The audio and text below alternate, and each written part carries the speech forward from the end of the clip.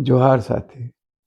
हमारा देश एक बेहद ही शर्मनाक स्थिति से गुजर रहा है। जो आर्थिक खामियाजा, जो यहाँ का जो संकट है, गरीबी, बेरोज़गारी, ये सब तो अपनी जगह है, वो चल रहा है साल दर साल।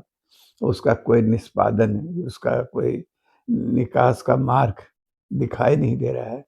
लेकिन पिछले कुछ महीनों में जिस तरह से भारत जैसे विशाल लोकतांत्रिक देश का अपमान अमेरिका कर रहा है, ट्रंप कर रहा है, जिस तरह से हर रोज वह भारत के मुंह पर थप्पड़ मार रहा है, वो सब कुछ हमा जो है हम बर्दाश्त कर रहे हैं, हम लोग मौन भाव से देख रहे हैं और इसके लिए केवल और केवल मोदी को जिम्मेदार ठहराना काफ़ी नहीं है। मोदी तो एक निमित्त है जिसको कहते हैं कि इतिहास अपने अनुकूल व्यक्ति को पैदा करता है। तो ये पतनशीलता का दौर है और उसमें इसी तरह के लोग पैदा होंगे, इसी तरह का राजनीतिक नेतृत्व पैदा होगा और सत्ता पर काबिज होगा। लेकिन इस पाप के, जो इस अपराध के भागी वो पूरा संघ परिवार भी है, पूरा वो अभिजात वर्ग भी है, पूरा वो राजनीतिक नेतृत्व जो जो वो पूरा कुनबा भी है, जो ये सब कुछ बर्दाश्त कर रहा है और देख रहा है और अभी भी उसको जस्टिफाई, उसको सही ठहराने की कोशिश हो रही है। ट्रंप के बहाने तो वो सब बातें सामने आ रही हैं। माने दिखाई दे रहा है कि भारतीय राजनेताओं का और मोदी को अब हम केवल मोदी जी का नाम नहीं लीजिए, पूरा संघ परिवार, ठीक है, मोदी जी तो जैसे है वो सारे लोग जान रहे हैं, देख रहे हैं उनको, उनका उनके व्यक्तित्व के बारे में, उनके समझदारी के बारे में ढेरों बातें होती रही हैं, किस और उसका पोल खुलता रहा है। लेकिन पूरा संघ परिवार है, भागवत हैं, प्रबुद्ध लोग और हैं, जो हमेशा स्वदेशी की बात करते हैं, राष्ट्रभक्ति और देश प्रेम की बात करते हैं, राष्ट्र का गौरव गान की बात करते हैं, हिंदुओं को सबसे श्रेष्ठतम जीव मानते हैं, अपने अपने को मानते हैं कि भारत ही सभ्यता का वह द्वार है जिसके द्वारा पूरी दुनिया में सभ्यता और ज्ञान की रोशनी फैली है। तो ऐसे लोग वो कैसे बर्दाश्त कर रहे हैं इन सब चीज़ों को? बहुत डिटेल्स में हम लोगों को जाना ही नहीं है। एप्स्टीन फाइल में क्या है या और सब बातें कितनी सच हैं, कितनी गलत हैं। उसका उसका प्रमाणीकरण कैसे होगा, ये वो।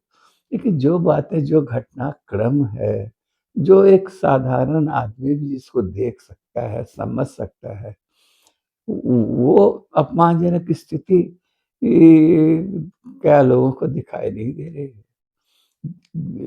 ऑपरेशन सिंदूर के बाद से, ऑपरेशन सिंदूर नहीं कहिए, पहलगाम में जो आतंकी हमला हुआ जिसमें लगभग 2 दर्जन भारतीय शहीद हुए, जो वहाँ केवल पर्यटन, जो यात्री बन के कश्मीर का सौंदर्य देखने गए थे, वो मारे गए बेमौत।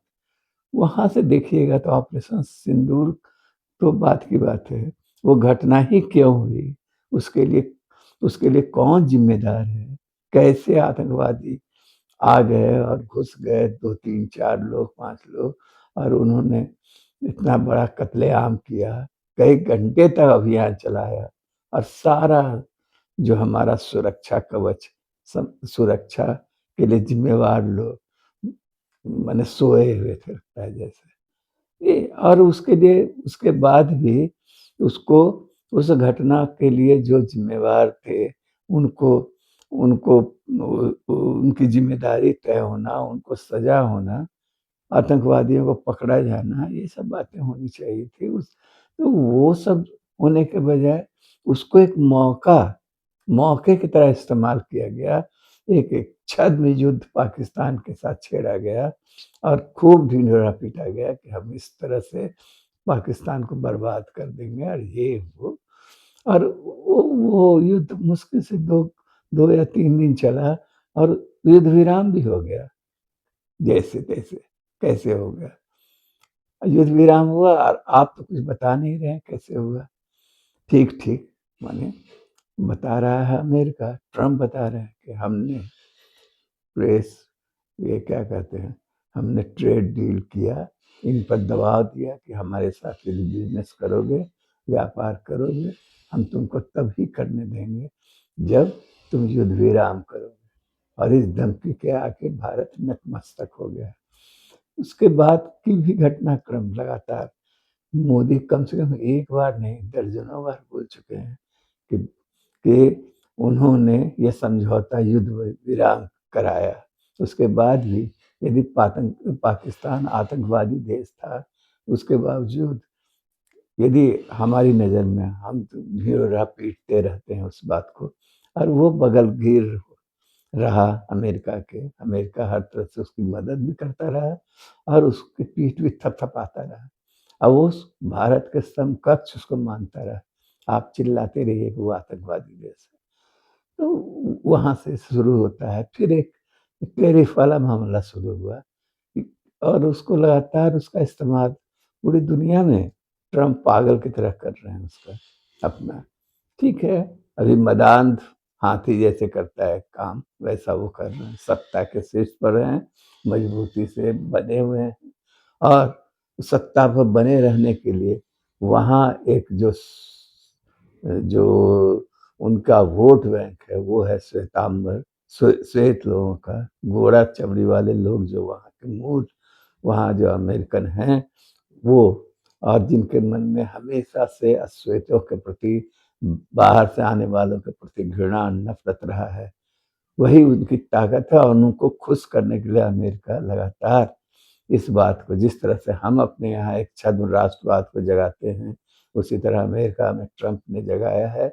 और और और उसी सत्ता के बदौलत, क्योंकि एक बार गौर से देखिए कि यदि एपस्टीन में तो मोदी का नाम आया है, कुछ कुछ कुछ बातें आई हैं अभी, हो सकता है फाइल्स में और भी बहुत सारी बातें आएँ, उनके ऐतिहासिक के किस्से भी खुलकर सामने आ जाएँ, लेकिन अभी वैसा नहीं आया है, अभी वैसा नहीं हुआ है। लेकिन ट्रम्प तो गुनहगार के रूप में मैंने सैकड़ों फोटोग्राफ्स है ट्रम्प का, उनके युवावस्था से लेकर अभी तक का, और किस तरह से अय्याशी करते रहे हैं वहाँ।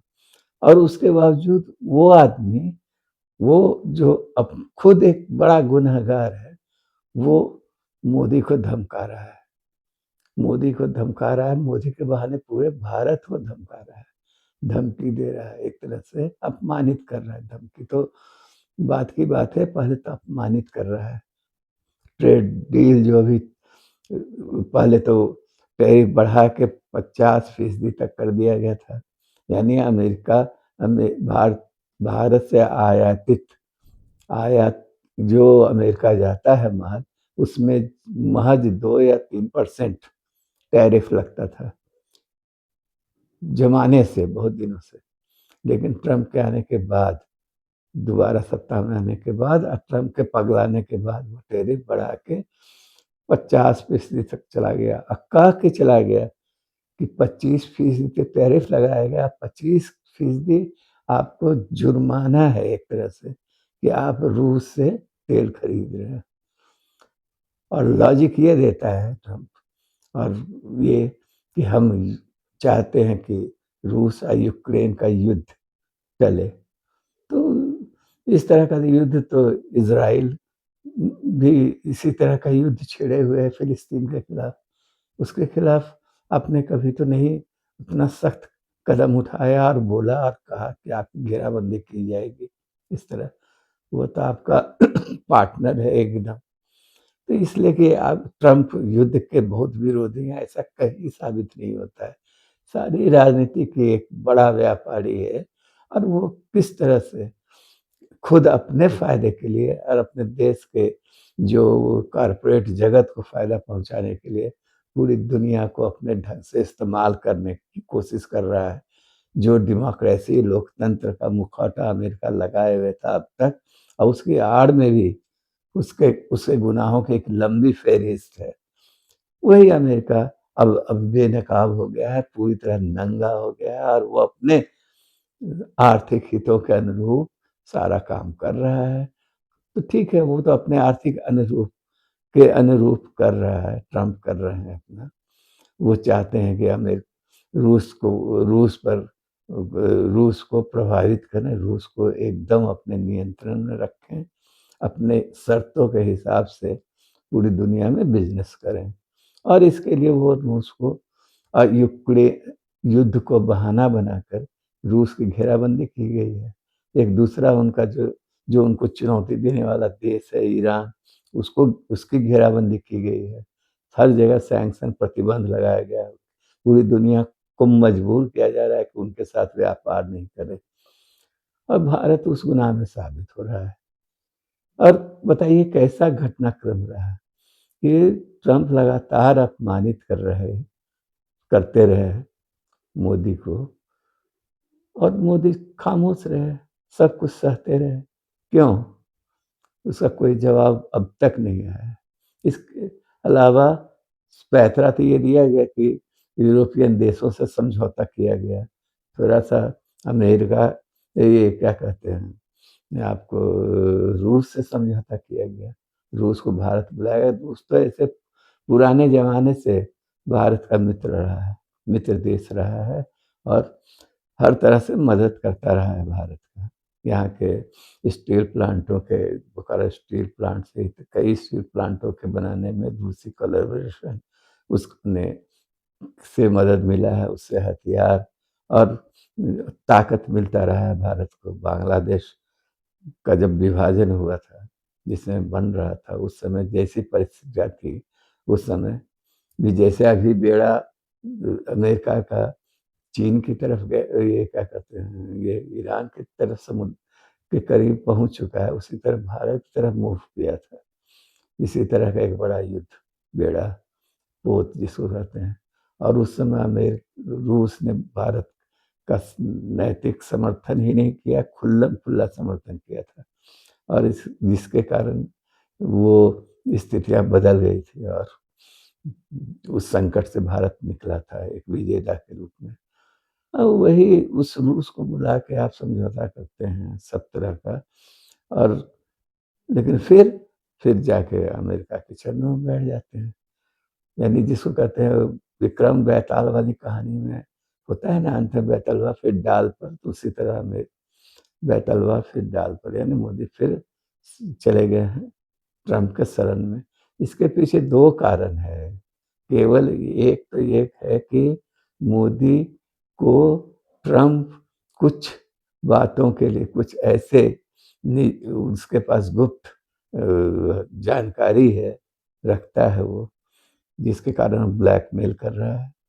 और दूसरा ये कि अमेरिकी मिजाज, अमेरिकी जो पूंजीवाद है, भारत का जो अभिजात तबका है वो, और अभिजात तबका ही नहीं, संघी जो हैं लोग, उनके लिए जो वो अमेरिका ज़्यादा पसंदीदा देश शुरू से रहा है।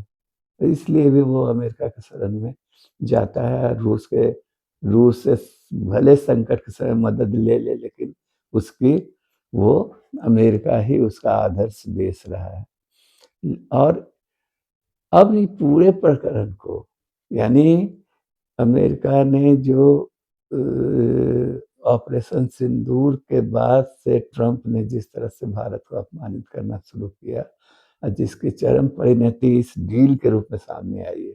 डील अभी पूरा बना नहीं है, लेकिन जितना भी आया है सामने, जो डील का फ्रेमवर्क जो बना है, वो क्या है कि बड़े एकदम एब्सर्ड, कैसा लग रहा है सुनकर ही कि अमेरिका से कृषि उत्पाद, डेयरी उत्पाद, उससे जुड़े जितने सामान आएंगे, जो भी प्रोडक्ट आएगा उस पर 0 टैरिफ लगाएगा भारत, और खुद देगा 18%। यहाँ से जो माल जाएगा, बताइए कैसे। इवन ये जो अर्थव्यवस्था पर जो जो जो दूरगामी उसका जो प्रभाव पड़ने वाला है भारतीय किसानों पर और यहाँ के कृषि व्यवस्था पर, यहाँ वो उसका मूल्यांकन तो बाद में होता रहेगा। ये अपने आप में कितना अपमानजनक है, और वो कह रहा है, वो अमेरिका, कि हमने भारत को कहा है कि वो रूस से तेल न खरीदे, और भारत ने सहमति व्यक्त की है इन लोगों ने, और सहमति ही व्यक्त नहीं की है, हमने इसलिए अभी समझौता किया और बाद में लगातार नजर रखेंगे कि भारत चोरी छिपे या किसी भी तरह से रूस से किसी और माध्यम से तेल खरीद तो नहीं रहा है।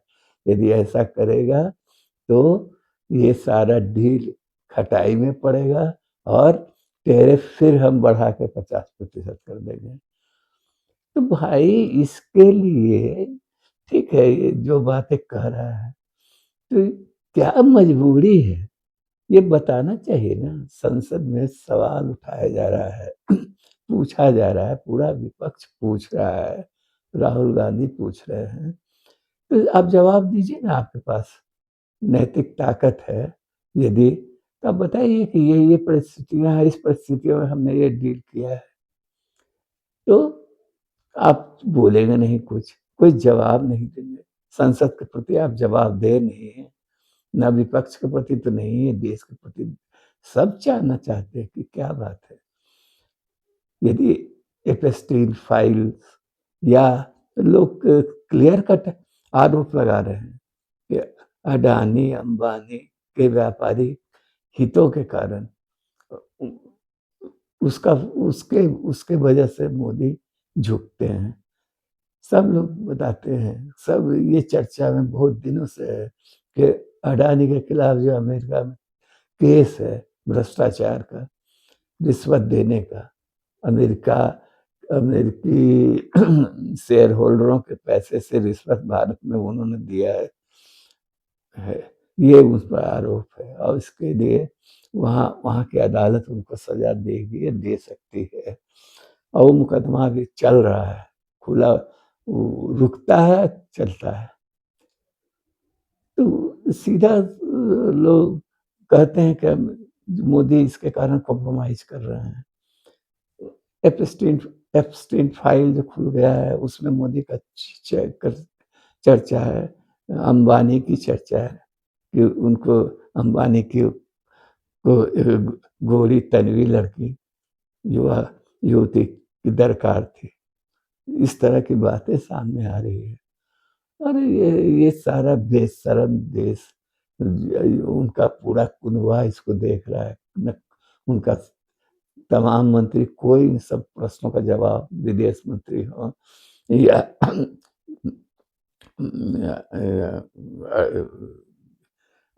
जो भी मंत्री हैं, जितना विदेश मंत्री हैं, अर्थ मंत्री हैं, सारे लोग खामोश चुप, कोई जवाब किसी से, न पीयूष गोयल को देते बन रहा है, न रिज्जू को देते बन रहा है, न अन्य नेताओं मंत्रियों को कोई जवाब देते बन रहा है। अब उल्टे अब हवाई जवाब नहीं दे सके, जवाब देने की स्थिति में नहीं है, जिन जो सवाल सीधा तो पूछा जा रहा है कि आप बताइए ना, ये समझौता आपने डील क्यों किया है, और क्या ये सच है कि युद्ध विराम अमेरिका के सहमति से हुआ था, अमेरिका ने करवाया था आप पर दबाव देके पाकिस्तान के साथ। बताइए ना कि ये जो टैरिफ जो हुआ है, ये जो अभी आपने डील किया है, क्यों किया है? क्या रूस से आप तेल लेना आपने बंद कर दिया? वो तो खुली हुई जानकारी है। आजकल ये आईटी का ज़माना है, सब तरह की जानकारियाँ आप जैसे चाहें तलाश सकते हैं, एक नहीं 10 स्रोत है उसका। तो ये तो खुला हुआ सच है कि अमेरिका रूस से भारत ने तेल लेना बंद कर दिया है। हालाँकि वो सौदा बहुत लाभप्रद था, बहुत सस्ते मूल्य पर भारत को रूस से तेल मिल रहा था। और अब अमेरिका, जाहिर है अमेरिका उसी मूल्य पर थोड़े देगा तेल आपको, जितना सस्ता जो रूस दे रहा था। उसके कारण अफरात पैसा भारत में आ रहा था, लाभ हो रहा था भारत को। और हालांकि उससे उपभोक्ताओं को कोई खास फायदा नहीं पहुंचाया इस सरकार ने। इनका कहना था कि हमारा जो बजट घाटा है उसकी भरपाई हम उस कमाई से कर रहे हैं। तो अब तो ये सीधा 2-3 सवाल थे कि आपने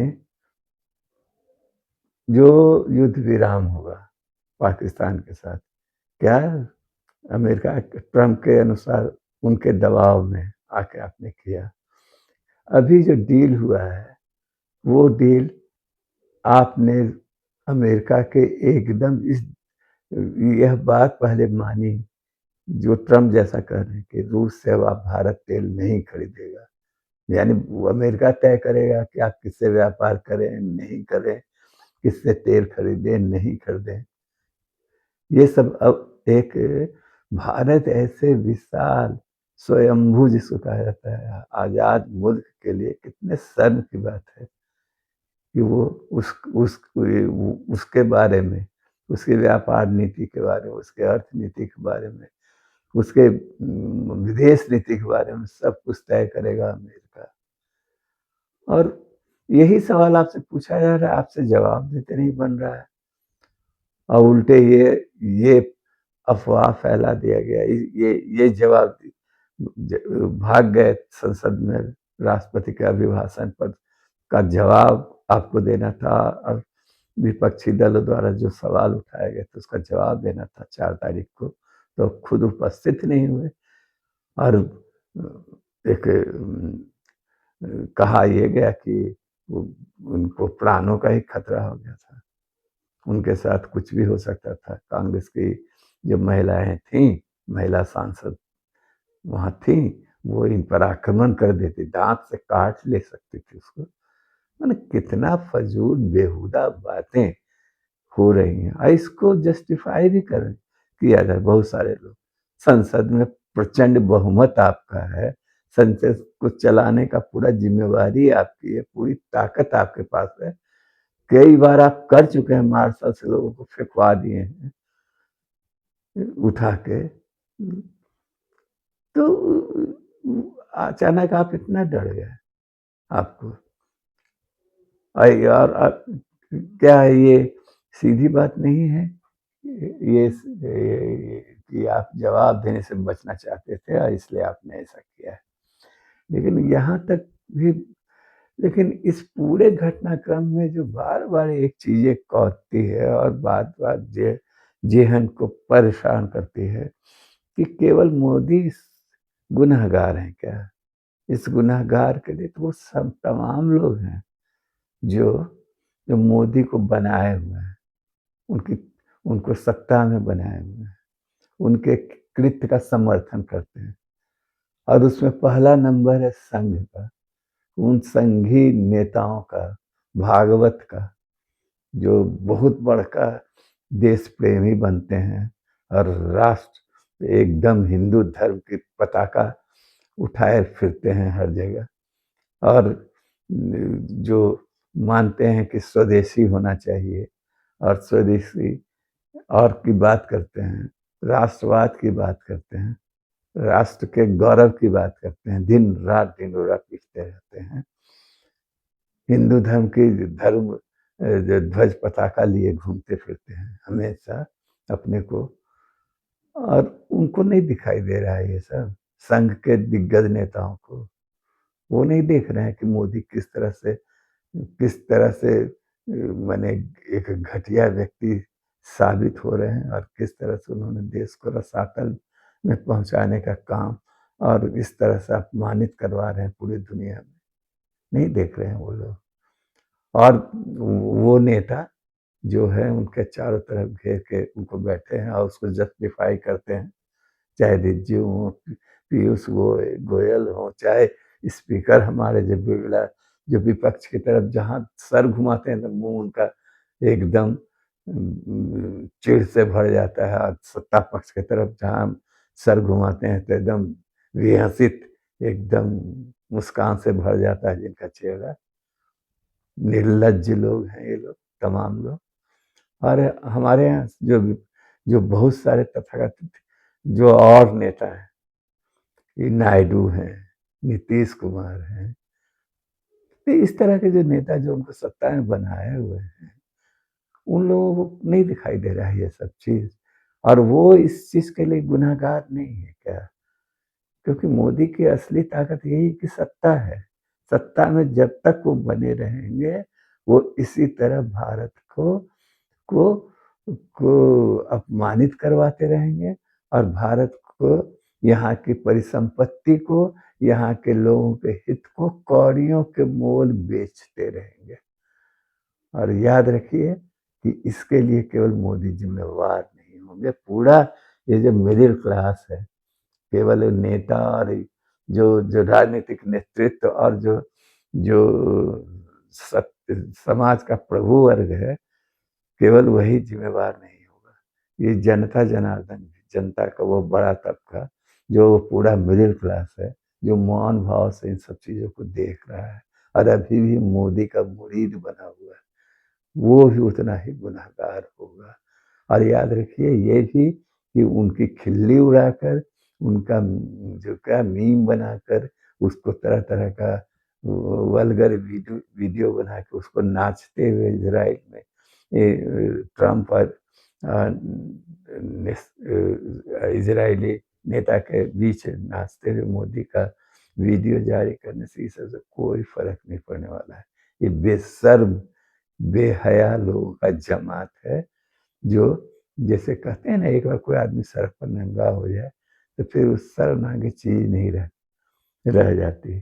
तो उसी तरह है, मूल चीज है कि इनको सत्ता से बाहर करना। और वो तभी होगा जब उसके खिलाफ जनता और जो समर्थक हैं अभी तक, वो उसके खिलाफ विद्रोह करेंगे सड़कों पर खुलकर, तभी होगा। सत्ता में जब तक हैं तो बस इस तरह का व्यंग, इस तरह का उनका खिल्ली उड़ाइए चाहे कुछ कीजिए, इन सब चीजों से कोई फर्क नहीं पड़ता है। जो मोदी जन संसद का सामना नहीं कर सकते हैं, वही जब आएंगे आपके शहर में और कहीं बड़े चुनावी प्रचार के समय, तो उतने ही दम्भ से फिर छाती पीट पीट कर, ठोक ठोक कर लंबा चौड़ा हाँकेंगे और जनता ताली बजाएगी। तो ऐसे स्थिति में बस चलता रहेगा इस तरह का। तो इसलिए मान के चलिए कि केवल मोदी इस चीज के गुनहगार नहीं है। मोदी भारत के अपमान के अकेले गुनहगार नहीं है। वो तमाम उनके समर्थक और वो तमाम वो तबका जो मौन भाव से ये देख रहा है, वे तमाम राजनेता जो मोदी की बैसाखी बने हुए हैं, चाहे चिराग पासवान हो, चाहे नीतीश कुमार हो, चाहे आपके नायडू हो, चाहे सिंधे हो, चाहे मैंने यहाँ से वहां तक जो बढ़े हुए हैं, जो लोग हैं, एक निहित स्वार्थी तत्वों का एक जमावड़ा हो गया है और वो सब मिलकर इस देश को अपमानित करवा रहे हैं और भीतर से खोखला कर रहे हैं। और इसके गुनाहगार वो सब लोग हैं जो मौन भाव से इस पतन के दौर को देख रहे हैं। जोहार साथी।